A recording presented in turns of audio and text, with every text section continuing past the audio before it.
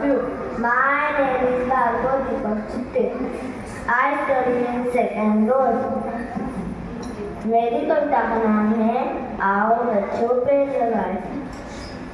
आओ बच्चों पेड़ लगाए, हरियाली सब और फैलाए।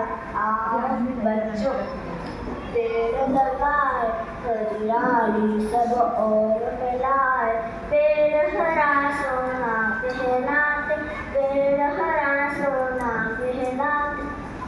वायु को भी स्वच्छ बनाते, वायु को भी स्वच्छ बनाते। सारे एक एक पेड़ लगाए, मीठे मीठे फल भी खाओ। सारे एक एक पेड़ लगाओ, मीठे मीठे फल भी खाओ। आओ बच्चों पेड़ लगाए, हरियाली सब और फैलाए। आओ बच्चों पेड़ लगाए, हरियाली सब और फैलाए। पेड़ हरा सोना कहलाते, पेड़ हरा सोना कहलाते। वायु को भी स्वच्छ बनाते, वायु को भी स्वच्छ बनाते।